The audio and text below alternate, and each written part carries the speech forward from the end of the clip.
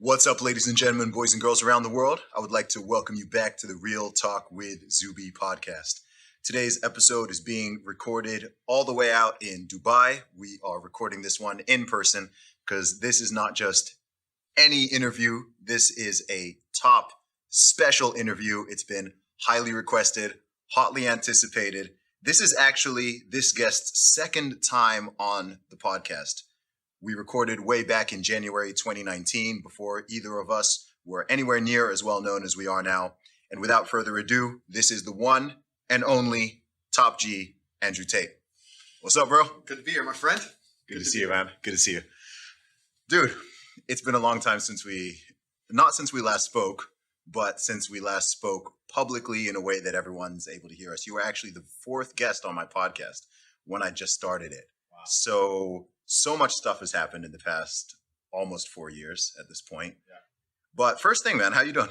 Yeah, I'm good. The Matrix is obviously trying to destroy me in real time, but they have failed. So as long as I'm still breathing until they decide to try and do something about that, it's a happy day. All in all, I'm pretty good. Yeah. What's it been like for you over the past couple of months? I mean, I've been watching this happen in real time, but what's your experience actually been like? I mean, mentally, it's been fine. However, I've been very aware and as it was happening, I was very aware of how much it would mentally affect the average person, if that makes sense. So although I'm completely fine with what they've tried to do to me, I've been sitting here thinking, if I was a normal dude, I'd be in serious trouble right now. Like, not just financially, not just your economics, but genuinely how you feel. When I was canceled, when they tried their very, very best to lie about me and then delete me from all social media as they continue to lie about me, when you have the entire world trying to say you're something you're not, or convince the populace that you're dangerous when you aren't, or convince the world that you're a bad person when you know you're not, and a lot of people obviously believe it, then you start getting death threats, your family start getting death threats, and there's safety concerns. And I was thinking, if I was a normal dude living a normal life right now, this would be a serious problem. Luckily, I'm not a normal dude, which I put a life together that made me difficult to damage long ago, long before this, because I knew to a degree something like this was going to happen. But yeah, it was certainly an interesting few months when they began the attack. Yeah. And when you talk about the Matrix attacking you, for people who are not familiar with the terminology or maybe even the story, give us a rundown of actually what's played out. Sure. Well, I call the world the Matrix very simply. If the people who have seen the movie, they will know that our body heat inside of the movie, the body heat of humans is being harvested and used. And they occupy our minds with a false reality to keep us producing body heat long enough for the machines to function. And I believe that's a perfect analogy of what happens in the world today. I believe that our labors and our intellects and our work is basically being exploited from us and extracted. And to keep our minds occupied, they purport a false reality. Perhaps it's not a computer simulation like the movie, but it's certainly computer controlled.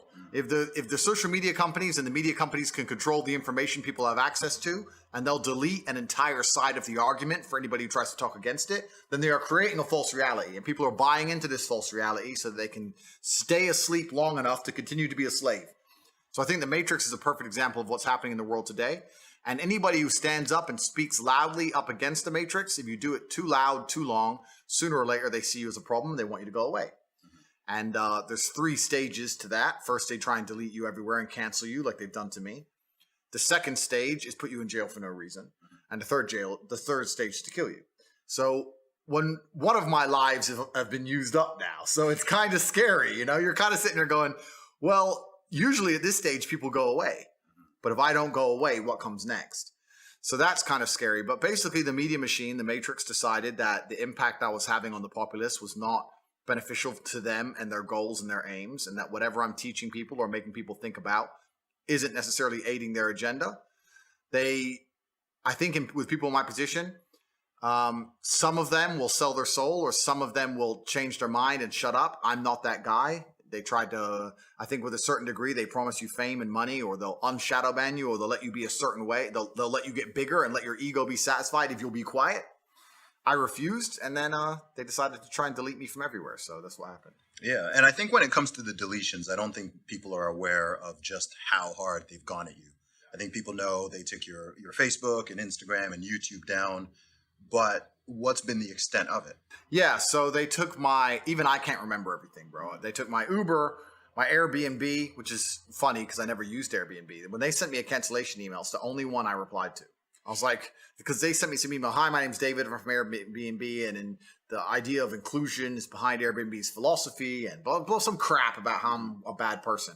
And I replied, brother, I didn't even know I had an Airbnb account. I can't remember ever booking an Airbnb. I don't know why you're trying to feel involved, but get fucked. So I told them to fuck off. But Uber, Airbnb, my payment processor for my business, Stripe, my Gmail, my Instagram, my Facebook, my Discord, banks, 4 banks in the UK banned me. TransferWise banned me. Name a company. Yeah. They banned me. Like it was crazy. So everybody was banning me from everything instantly. And the optimists of the world believe that it's just social pressure and that one company bans you and the others just fall in line. Whereas me, perhaps a pessimist, but truthfully a realist, I understand that it's very orchestrated and it's designed to teach you a lesson. They want to teach you a lesson. They want you to be broke. They want you to struggle to function in society, and they want you to have no voice. Yeah. And that's what they want to do. They want to make you scared to continue to talk. What's up, guys? This is Zuby, aka Top Z, and today's podcast is sponsored by TradeInTheZone.com. If you're interested in modern wealth creation, you need to check out TradeInTheZone.com. Trade in the Zone is a nightly stock report from 30-year trading legend Jeff Farley. Every week, Jeff shares 4 of his best trades by uncovering the little-known stories behind the stocks that tell you why the trade looks good now. You'll hear familiar names like Apple, Costco, Boeing, as well as small, exciting, undiscovered stocks you've never heard of before. Want Trade in the Zone free for 3 weeks? You don't even need to enter your payment info to get started. There's no catch. Sign up, get 3 weeks free, and decide for yourself after seeing the real-time trades. But listen up, Trade in the Zone is only accepting 300 new members, so do this now. If you really want to escape the matrix, there's no simpler way to get started. Go to TradeInTheZone.com now and sign up for your free 3-week trial. That's TradeInTheZone.com. Now back to the interview. Man, what's so crazy is listening back to the interview we did over 3.5 years ago, you foretold this happening. Yeah, so this is almost 4 years ago. Yeah. And you said, I think at this point you were on your 5th Twitter account, but you were still on everything else. You weren't on too many people's radar. You had a following, but not to the insanity it is now. Yeah. So how were you able to see that coming? I think it's just basic human nature. I don't think the people who are running the world are much different than you and I. Perhaps they have different resource and different capability, but I think that human nature stays constant throughout. And me, I run a fairly large empire now. Let's say I have 200 or 300 people working for me. If there was somebody inside of my organization which ignored my orders and inspired other people inside of my organization to be insubordinate, then I would fire them. So when you're running a country or the world, and there's somebody inside of the world that's inspiring others to be insubordinate, then you're going to want to fire them to some degree. And I understood that what they're trying to do to the populace, I truly believe is evil. I don't know whether they believe it's evil or they believe it's good. That's their decision. I don't know their moral backing, but I personally believe it's evil and I stand counter to it. So why would they want me to have a voice? Why would they want me to have influence? For the same reason I wouldn't want an employee in my company to have influence when he's countering my narrative.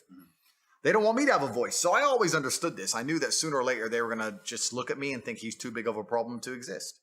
And they have to pretend to be balanced and fair, because when you're tyrannical, the number one thing you don't want people to realize is that you're tyrannical, right? So you have a massive voice, especially during COVID. It was me and you, the number one biggest anti-COVID guys. We were completely about it. But they have to let some people talk against their agendas, because if they delete everybody instantly, then it shows that they're tyrannical and it collapses. So you have to pretend they're balanced and fair, and they do.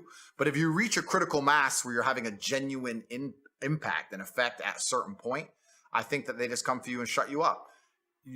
Your Twitter account's massive, and you say so many great things on Twitter. If you had the same following on other platforms that you had on Twitter, you'd be gone. Yeah, that's just what happens. You get to a certain point of critical mass, and they go, oh, okay, he has to go. Yeah. And when they actually started canceling you on these different platforms, what did they say? Was there a specific policy that they claimed that you violated or so on? Because I've been traveling around to lots of different places this year. And in the past few months, I've been to a few different countries, few different cities. And there's been all this, I've heard so many different people talking about you. Sometimes to me, sometimes just overhearing conversations. And some people are saying, oh, it was because of this, or so he did this, or he said this, or whatever. And there's all this speculation going on. But what did they claim that it actually was? Well, that's a good question. Some companies gave me a reason, some companies didn't. So Meta and YouTube never even sent me an email. They just deleted me completely. And in sync were these massive press releases, which obviously they had prepared statements to release to the press, but they never gave me an official reason by email. So they've never even told me why. And the reason for that is because I think they understood that they're probably going to end up in court, and they want to be able to make up their reason as they go along in the courtroom. They don't want to stick to a reason on the day. In fact, I've heard from reliable sources that terms and conditions for both of these companies have changed post my banning. So they've tried to protect themselves. So that's that. A few other companies, the ones who deleted me, like Airbnb, etc., it was the typical generic community guideline standards don't meet our current expectations of that. It's all vague garbage. And when you click accept to these companies, you're accepting terms and conditions that are so ridiculously vague. They basically mean we can ban anyone at any time without reason because we decided to. So they don't have to give you a reason, you know? The reason that they told the media is that I'm somehow hateful and misogynistic and I'm dangerous to the world, which I think anybody with a brain knows is absolutely not true. I have opinions, yes, but those opinions aren't going to be out here detrimenting society, not the way that most of the genuine evil that the mainstream media purports out to the children is actually damaging society. The reason they deleted me is because I was massively influential and they didn't like the direction in which I was pushing the youth of the world, which was to think for themselves. So they thought I had to go. That's what the real reason they did it. And they never even told me why. Why do you think they're so scared of that message?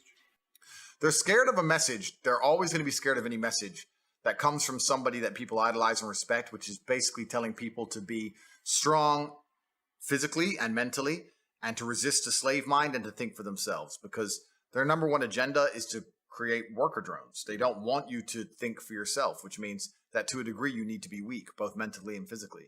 If you're weak, both mentally and physically, one, you're not prepared to defend your ideas, but especially if you're mentally weak, this is such a big point of it. And this is why I get so much flack for saying depression isn't real and all these things. If you're mentally weak and you're concerned in your own mind about even living day-to-day life because you find it such a struggle, there's no way you're going to take on a larger battle than yourself. You're not going to start resisting enslavement. You're not going to start fighting against COVID mandates. You're not going to be doing any of that stuff because you're too busy looking in the mirror crying your eyes out. You're selfish. You're self-obsessed. Happy people don't do that. Happy people, okay, my life is good. I'm happy. I want my family to be happy. I want my community to be good. I care about my country. That's why they don't want you to be happy. They want you to be miserable, weak, and they want to delete any morality from your brain because it's a baseline morality that prevents them from installing the slave programming. By getting you to a point where you no longer think for yourself, they can just tell you anything is true. That's what they're doing to us right now, Zuby. What they're doing is convincing people to ignore their own eyes. When you walk into the toilet as a woman and you see a big man and you have to pretend that that's not a man, you have to pretend it's not.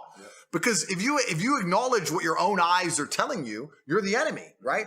Once they can convince you to ignore your own eyes, well, that's the end of the game, isn't it? Now it doesn't matter if they see the sky is blue because the media said the sky is red. And that's the final level of slave programming they're trying to get us to. They want us to ignore our own eyes, ignore our own ears, ignore our innate morality, because we're all born with an innate morality inside of us. We believe certain things are wrong and right instinctually. They want us to ignore that. Get rid of all of it, empty brains, empty hard disks, and plug in the new program for whatever they think is applicable at the time. And it's going to be tyranny and slavery. What else would they want to program into us? Yeah. It's so interesting because when we spoke in 2019, and of course, every time we've met in person and discussed this stuff privately, we always talk about there's this fear. People are afraid. Yeah. People are afraid. In 2019, we were talking about people being afraid to speak out. You were like, I'm the only guy who's willing to say this stuff. No one else is saying it. And it's fun. It's weird because we were talking about stuff being crazy in 2019. Yeah. This is pre-pandemic. Yeah. This is pre a lot of weird things that have happened. This is when drag queen story time was just kicking off, and there weren't too many videos coming out of all the madness, which is now on people's radar, which I think is good. Yeah. So there's more pushback and more people speaking on it. But a theme I've noticed is when I travel around, when I do events in different cities, different countries, whether I'm in the UK, Australia, USA, and so on, everyone is saying that they're afraid to speak out. First thing people always say is, thank you for speaking out. Thank you. You're courageous. You're brave. I appreciate you voicing it. I can't say what you're saying. I can't do that. So even in the so-called freest countries in the world, people are feeling like they cannot, they can't speak. There's this pressure that's causing them to self-censor beyond what is a reasonable limit, to the point where, as you said, people will deny things that are objective facts, things that you can see with your own eyes, things that you can hear, and everyone's just going with it. And I think a lot of the nonsense we dealt with over the past 2.5 years, some of which is still going on, it was just that playing out on a massive, massive scale. So how do you think that question people always ask is, how did we get here? Yeah, cowardice is the problem. The world is full of cowards. We suffer from a pandemic of cowardice. We've never suffered from any other pandemic the last 3 years. People are absolutely and utterly cowards, and they do to me what they did to me to scare people. If you tell the average person you're going to lose contact with basically everyone you can speak to, you're not going to have a voice anymore, you're not going to have a bank account, you're not going to be able to make money online, you're not going to be able to move anywhere, you're not going to be able to transact, we're going to wreck you head to toe, the average person can't deal with that, right? On top of the fact that the average person is employed and they're scared of losing their job, scared of their employer. I'm in a unique situation because I'm extremely difficult to hurt. But the average person, as soon as you hurt their money, their life is over, right? And that's what we've got. We've got to a level of cowardice amongst the population where people are just going to sit there and ignore objective reality because they're scared of having this cancellation weapon used against them. So yeah, you're right. It's not that people don't agree with us. It's not that we're not saying the things that everyone knows are intrinsically true. It's that everybody is afraid to say it. And that can only end when everybody stands up and stops agreeing and playing this game and stops being cowards. We need mass numbers of people to say, no, I'm allowed an opinion. Mm-hmm. You know what? Nigel Farage, and since UKIP ended, I don't even know about his politics nowadays. I don't even know what he's doing. But he says something that was really interesting. He was asked about who runs the world. And I guess the person was trying to set him up for a question about the elites. And he said, truthfully, I'll tell you who runs the world. We do.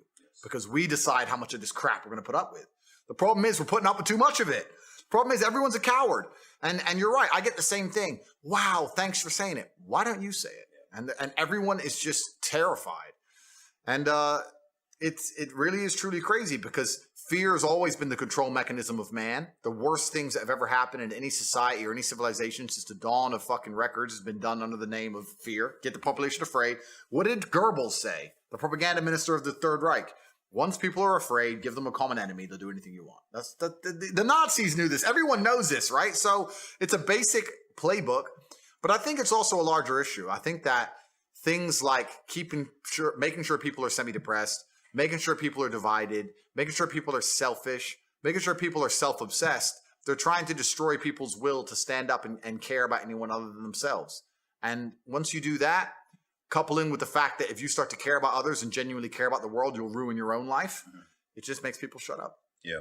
And it's so interesting you say that because something that is not often discussed or analyzed, one of the strangest things I've seen in the conversation around you and your meteoric rise in fame and popularity this year is not a lot of people are thinking, okay, well, for that to happen, he's got to be saying some real stuff, right? Like you don't grow by hundreds of thousands of followers per day. Like I've been following you for years, but I think at the beginning of the year, did you have maybe 500,000 Instagram followers? Yeah. And by the time they took you off, you had about 5.7, 5.8 million. Yeah. This is in the space of a few months. So even when I was talking to people who, say they don't like you or don't like, I'm like, look, even if you don't like the message, you don't agree with it, rather than just, why don't you think about, okay, what is it? What's happening in the world? And what is it that this man is saying that this is resonating with so many people to such a strong degree? And it seems like people wanted to just skip over that and go, but these people can't think. These people cannot think. Yeah. It's almost a sad realization when you wake up and understand that there's a large contingent of the world who cannot think. And when I say that, I don't mean that in some kind of, semi-sarcastic I mean that literally. There are people who have a strong emotional reaction to subjects they completely don't understand. There are people out there who will stand up and say, I hate Andrew Tate. Why? I hate him. He needs to go to jail. Yeah. Like, okay, why? I hate him. Why? They don't know why. Once the Matrix can program an emotional response into you, and you can't even logically, with your own words, explain why you have that emotional response, you're completely a slave mind. These people don't think about anything. They believe what they're told to believe. They're emotional about what they're told to be emotional about in the exact direction they're told to be. And that's what the Matrix wants. It wants to be able to say a name and tell the world to hate them without even giving a reason and just get what they want. These people are so far gone. These individuals who they cannot logically explain their own emotions are so far gone, it's ridiculous. As an adult, what you need to do is seriously analyze every strongly held belief you currently have and work out where it came from. Is it personal experience? Is it from somebody who I care about and who I trust? Is it from what the news has said? Why do I believe this so much? Why do I have an emotional response to this? Where did it come from? People don't do that. They just sit there, watch the news, watch social media. I'm supposed to hate this guy, so I now hate this guy. So I know exactly what you're talking about, Zuby, because you're right. These people cannot think. They cannot even give a reason. There's a guy on TikTok who walks around and says, have you heard of Andrew Tate around college campuses? And people go, yeah. And he goes, do you like him? And they go, no. Why? He's a misogynist. What's misogynist mean? And then they can't answer. They don't know what they don't even know what it means. Like it's almost sad. But then you live through the last 3 years and you realize that, yeah, people can't think. There's a large contingent of the world that truly cannot think. It's scary. Yeah, it is kind of scary. I mean, it's so interesting because as someone who knows you, and privately and publicly, I've defended you a lot this year because people have been saying super wild stuff, and people don't. I posted actually when were we in Romania? 2020. Yeah. I posted. It was while they were in the process of taking away your accounts. I posted a photo. I was just reading the comments, and I was like, "Wow, people have such strong emotion. Why you?" Like, people will be mad that we're sitting here right now. You can't talk to this person. You shouldn't talk to that person, and so on. And the thing that blows my mind about it is, number one, I think I'm a pretty good judge of character. Yeah. Like, I'm a good judge of character in general. And also, I think that your overall message to me is very clearly positive.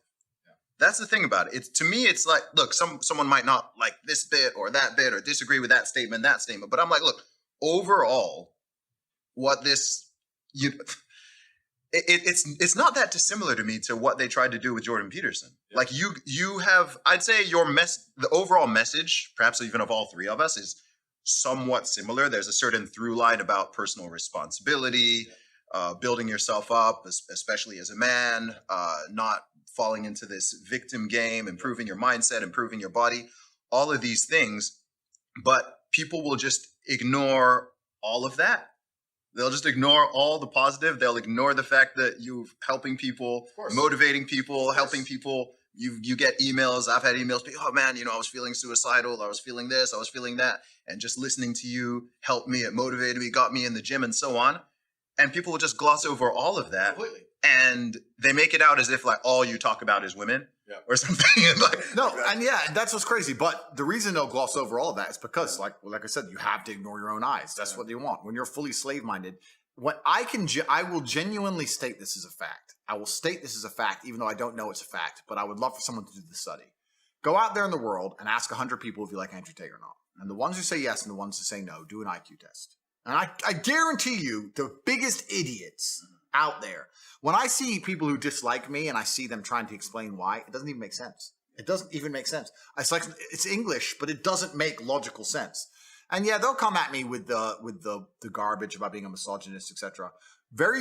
Not very often do people argue my points, because arguing my points is absolute destruction because they know they're wrong. So what they try and do is discredit my character. They say he's a bad person, he's a misogynist, he's done this, he's done that, he's evil. But what does he say that you disagree with? What does he say that's wrong? Oh, but he's a bad person. They can't argue against my points. And the only reason they try and say I'm a bad person is because they're weaponizing virtue to try and find a way to attack me. They can't attack me logically because they know I'm right. They can't attack my successes as a man or as a person. They can't say I'm not successful. They can't find anything bad to say about me besides bald, which they probably come at you with. But they say, where's your hair? It's like, okay, cool. I shaved it off. But which is ridiculous in and of itself. But then they say, okay, well, then he's a bad person. And the thing about it is, once they understand that the only way they can attack you is by saying you're a bad person, it doesn't matter once that you prove them wrong. They're not interested in the truth. They're not interested in truth. You can sit and say, here's proof he's not a misogynist. Here's proof he has no criminal record, never done anything wrong. Here's proof he's a nice person. Here's proof he gives to charity. Here's the orphanage he built. Here's the dogs he rescued. Here's the millions he's given away. Here. They don't want to see it. They're just blind to it. They're like, no, I ignore my own eyes. That can't possibly be true because the media told me this guy must be bad. And they're slave-minded. And what's actually scary is that these people genuinely believe that they're the good people of Earth. And it's always completely the opposite. Those who can be programmed by the media machine and the Matrix to just be slave-minded and not think for themselves are the exact ones who always commit the most atrocities. These are always the people who end up doing the most heinous shit. And when you ask them why, they're like, oh, well, at the time, I just, just put on the gas chamber, newspaper told me to, oops. That's who these people are. So whenever I see a slave-minded person, it's not just a matter of going, oh, well, you're a dummy. I look at them with genuine disdain. I look at you and think you're actually a bad person. You're genuinely evil. You cannot think for yourself. I don't even see you as a person I ever want to get to know I'd love to deprogram you, but it's impossible. These people are genuinely the worst people on the planet. And it's kind of convenient that all the people who dislike me are the worst people on the planet. So it's fine. I don't have to talk to them anyway. But if you read any history book, read any of it, all the most heinous shit committed by humanity were people who just couldn't think for them fucking selves. Every single time. Awful. The worst things that have happened and that happen, I don't believe happen because most people are malicious or evil. I think it's that they are cowardly. I think a lot of it is cowardice. I think most people would rather be in the majority than be right. And once people have made up a decision or been told what to think, doesn't matter what the issue is, to get them out of it or to admit that they're coming out of it is extraordinarily difficult. We're still dealing with this after the past 2.5 years that we've lived through with the whole C-19 response and the fact that people are trying to memory hole things and act like they never said things and never did things. They want to just, we're just totally back to normal as if, a year ago you didn't want to throw people into a gulag or whatever. Sorry to interrupt, but you're so right. But this is the thing that aggravates me the most. These slave-minded individuals are they're literally barely sentient individuals. If I was the kind of person, if I was walking around with a mask on and screaming at my fellow man in supermarkets, and I've now realized that I was wrong because COVID is still here, and I'm not wearing a mask anymore, neither is anyone else, I would feel deep shame. I would be apologetic. I would literally be saying to the world, I can't believe they fooled me like that. I don't know who you were, who I was yelling at in the supermarket. You were smarter than me. I made a mistake. I'm sorry. They fooled me. They tricked me. These people don't even feel shame. They don't even feel sorry. They don't even sit and go, wow, they made a fool out of me. It doesn't even cross their minds. They're on to the next thing now. Slava Ukraine. Next thing. They don't give a shit. And it's just truly amazing that they can destroy someone's life for 3 years and then recruit these people to go out there and push the agenda for them. And all the people who were tools of an agenda, now the agenda is over, are not sentient enough to sit and go, wow, they fooled me. I need to think more carefully next time they try and fool me. No. They just continue with the programming. These people are completely and utterly slave-minded, genuinely slaves. They live inside of a system, and the system they're going to purport and fight to defend is going to destroy them. They're not fighting for a system which is going to give them anything other than absolute slavery and tyranny. It's truly incredible to watch in real time this kind of crap happening. But these people are beyond saving, and obviously people like you and I stand up. But even though we're trying to help them, once they come for us with the cancellation mob, these people cheer. It's to a degree you'd like to think it's demoralizing. You'd say, well, why am I trying to save people from themselves if they're truly this stupid? But the odd ones that you can speak to and the minds you can free kind of make it worth it. But yeah, there are so many people out there that literally have never analyzed their own life and decisions. I say this to everybody at home. When I still had Twitter, I used to do tweets all the time talking about all the influencers, including conservative right-wing influencers who were purporting and pushing the mask agenda. Yes. You need to fucking apologize. You can't just memory hole it. You can't just delete the tweet. I saw it, and the world saw it, and you know who you are. Say sorry. Say sorry. Say, I was a fool. They made a fool of me, and admit it, because if you don't admit your mistakes, you're going to repeat them. And there's people out there just, oh yeah, oops, yeah, it's only a mask, no big deal. The losers, fucking losers. I want to talk about that. Let's talk about the mask. Yeah. Because I think you see the mask the way I do. Because it's just a piece of cloth thing. I'm like, how are people not seeing what this represents and that this is a step on a ladder, right? To me, it was very clear. Once they started with those mandates and it was just, it's just a piece of cloth. And then people try to invert it and they're like, oh, you're scared? You're scared of a piece of cloth? Oh, you're scared of it? It's like, no, I'm not the afraid one. But to me, firstly, the fact that it's literally a muzzle, right? So you're literally going outside with with your face covered. Also, I was just like, look, this is a compliance ladder. If people had said no to the mask mandates wouldn't have even been on the table. Agreed. It wouldn't have been a consideration. I was like, look, you're on one step. It's going to keep going, and next thing you know, oh, you've got your vax pass and so on.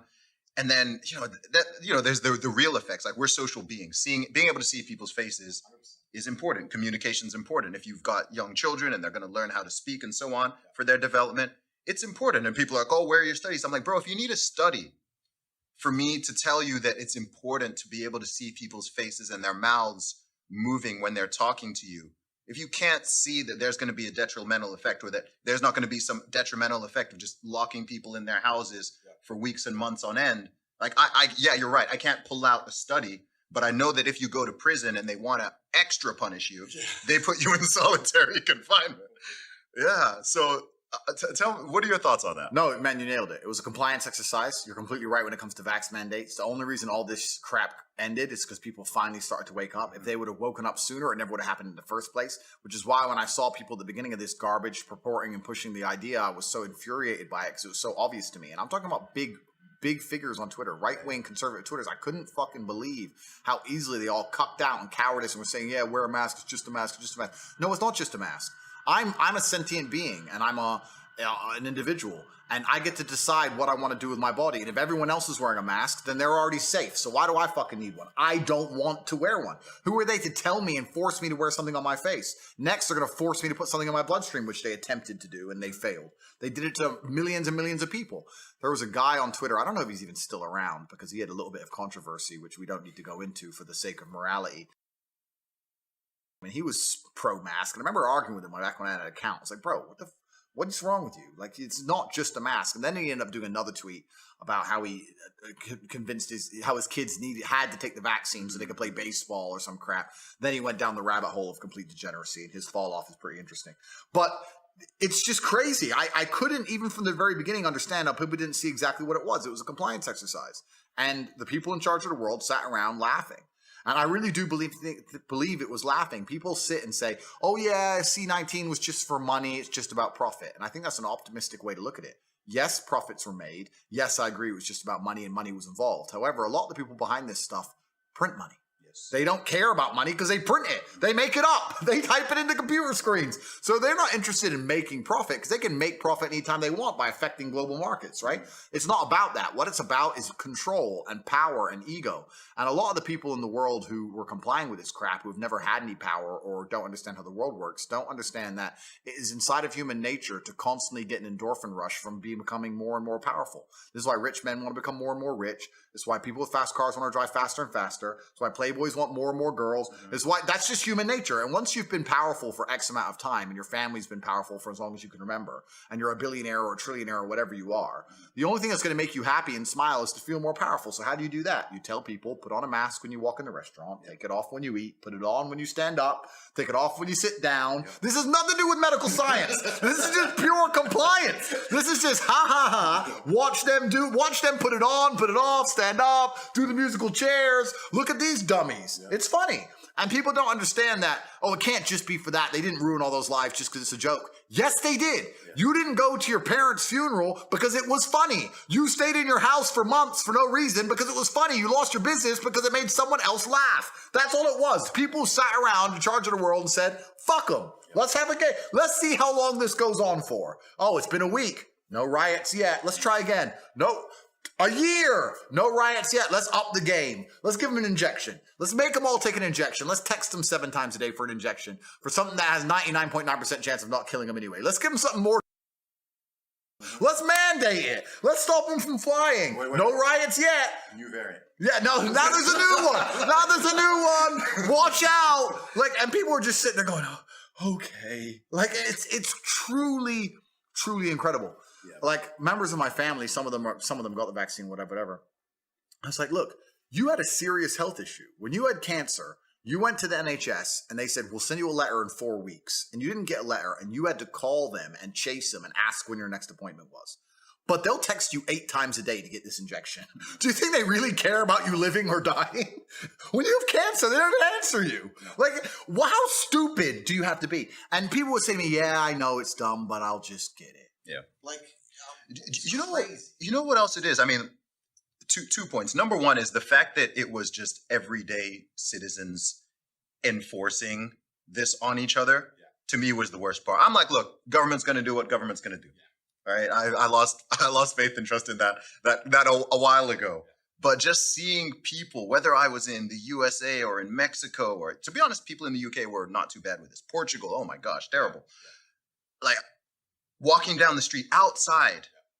My first day in Porto, Portugal, and I get 4 people shouting at me on the street.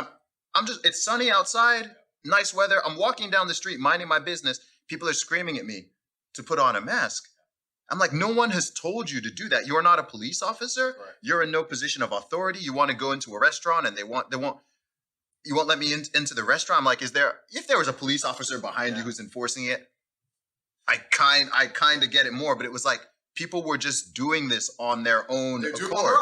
And they're not sorry. No. They're not apologizing. They're not looking in the mirror and realizing what a dummy they were. Nothing. Absolutely zero. Mm-hmm. And it truly makes me lose faith in humanity, because you're right. The government's going to do what the government's going to do. But they can only push as far as to us amongst each other will tolerate and put up with. And that's why I'm saying slave minds are dangerous. This is why I compare the world to the Matrix. Inside the Matrix, Morpheus says, anyone who's not been unplugged is part of that system, and they will fight to defend the system. They need it. These people will fight to defend the system. And it's everywhere you go. It was the same crap. I walked into Prague, I was in Prague, and I went into a restaurant, and the guy goes, have you got a vax pass? I was like, brother. I was like, brother, you know this is stupid. Why are you doing this? Oh, the police. There's no police here. Yep. Just let me sit down and eat. Oh, the police. There's no police here. Stop using police as an excuse for you being a fucking coward. You know this is stupid. Oh, I can't. So you're a dummy. And I got to the point where I had to tell him. I was like, there's a reason you're broke and you're a waiter. This is why. Because you can't think outside of a fucking box. You're a dummy. Mm-hmm. And I got to the point where I was literally, COVID was the worst time of my life. I'm a peaceful man. I'm a peaceful man. I'm a peaceful man, bro. It's the number one time in my life I became a violent individual. It got to the point where I would not let people tell me what to do to that level. After 2 or 3 years of it, my patience was down to fucking zero. And I just developed the innate response to just snap. Yeah. I just walk in a gas station with no mask. Oh, mask! And instead of saying no, I just literally snapped. Yeah. Carried on walking, and they'd be like, I just became that guy. Because after 3 years of trying to reason with people, after 3 years of trying to explain to them how stupid they are, I just ran out of patience. Yeah. And I guess the fact that I'm just a big, scary guy served me well. Because I got to the point where I was just telling people to get fucked. Yeah. I went to a gas station, even in Romania, where they weren't that bad. I went into a gas station in Romania, he said, mask. I said, fuck you, I'm not wearing a mask. He said, no mask, I won't serve you. I said, okay, is the gas free? Because the gas is in the car. Mm-hmm. So is the gas free? No, you must pay. Then serve me. No, I won't serve you. It's like, then fucking I throw the money on the floor. They get fucked. Like, dummies. Yep. And they went out to get the money from the floor, and then he called 3 of the other attendants. So it's like 4 on 1. They kind of come over to get intimidating. And I stand there and said, listen, I don't know why any of you even care. I don't give a shit. Listen, if you paid me $300 a month to work in a gas station, you could walk into my gas station and start a fire. You could be in the corner with you could be stealing. You could be doing, I'll be like, please stop. Ah, fuck it. It ain't mine. Like, I was like, why do you guys, you're about to all get the shit kicked out of you. For a mask. It's not even your gas station. It's crazy. It's like these people are losing their minds over these mandates and these rules. And there was a couple times where I had these big events, these big like throwdowns, where I could see the other men around with masks on. And I could see they felt shame in their eyes. Yes. I could see they were like, he's the brave one. Why? Because they wouldn't say anything. And I could see they were all shameful. And I was like, just take it off. Everyone just take it off. Why can't we all just take it off? Why am I like, I couldn't understand it, but bro, it was the worst time of my life. I really got to a point of just genuinely screaming at people. You know what else I did though? That was great. My number one response to women, because with men, it was just fuck you, do something about it. But with women, I had to be a little more tactful. So with women, when they say, oh, you need to wear a mask, I'd say, I'm a doctor. Are you a doctor? Are you a doctor? No, I'm a doctor. Shut up. And they just shut up. I said I was a doctor to people, and they'd be quiet. But the whole thing was just asinine. It was genuinely some of the worst years of my life. Not because of the mandates, because I ignored all of them.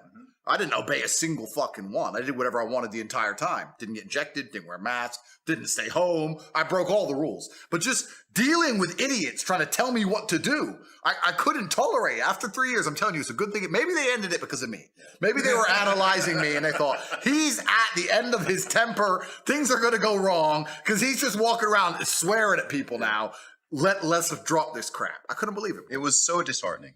It was really disheartening. And it really made me understand how all the nasty, horrible stuff that happened in the 20th century, I'd always had some understanding of how that type of thing is possible, but I was just like, yeah, I get it. Totally. I totally get it.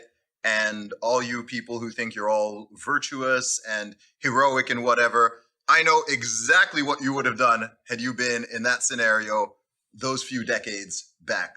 Everyone played their hand. And I think that as depressing as that is, as disappointing as it is, it's like, every single person on the planet played their hand multiple times. Yeah. And so you just got to see it. What blew my mind about that whole experience is, I don't know why Sweden, of all countries, didn't do it. Yeah. That's weird. Because if you were to say, Andrew, choose a country that won't go down this nonsense, I would have chosen maybe Russia or like somewhere that's not global. Yeah, somewhere based. Sweden. I was like, they're the biggest pussies of all. Like how does this make sense? So like, because at the very, very beginning of it, my brother and I went to Sweden. Day one. At the beginning of the pandemic, when they had all the videos and people were falling down and dying in the street and the Italian hospital and all this garbage, the big psyop. At the beginning, when everyone believed, me and Tristan sat there and said, listen, if this can kill me and you, military-age males in perfect health, then the world is over. Yeah. Like, civilization as we now know it is done. So there's no point hiding. Let's just go die. So that was our basic logical conversation. We flew to Sweden because Sweden was wide open. And after 2 months of partying every night in Swedish nightclubs, we were like, this is some kind of psyop, because obviously we're fine. Yeah. Obviously the Swedes are fine. Their death rates are lower than everyone who's locked in their house. The English are clapping like performing SEALs for the NHS. Like, it's just like, talk about a psyop. People have forgotten how much goofy stuff happened. People have forgotten. Like, if you go back to early 2020 and you go, that's the thing that kept blowing my mind. If it was like one or two things didn't make sense or didn't add up, it's like, okay, fair enough. But I was like, guys, top to bottom, this is not making sense. Yeah. And then you remember summer 2020 and, tens of thousands of people out protesting. Yeah. Even the health officials declared that, well, racism's a bigger pandemic than the virus. And these protests don't spread the virus. These protests do spread the virus. This country's open and it's fine. This one's closed and there's a pandemic. Like, you're right, bro. Like, but you're right. It destroys your faith in humanity. And what's scary is the next thing they come along with, a lot of people died from the results of the lockdown of C-19. Yes. There was a lot of genuine destruction to the world. I would argue that the mandates and solution to the disease was much worse than the disease itself, especially if you're going to include. But the next thing they come along with, people are going to slave mine their way into it. It's even happening right now. I don't talk about this subject a lot because I don't want to get assassinated, and I'm getting there. But the whole Russia-Ukraine conflict, the idea that Putin's lost his mind, that he's an imperialist, and he's invading for no reason, and Ukraine never did anything wrong, and NATO never did anything wrong, and we never aggravated Russia, and we never poked them at all, we never pissed them off. And the fact now that we have large segments of the population, which are, once again, like COVID-19, doing things and making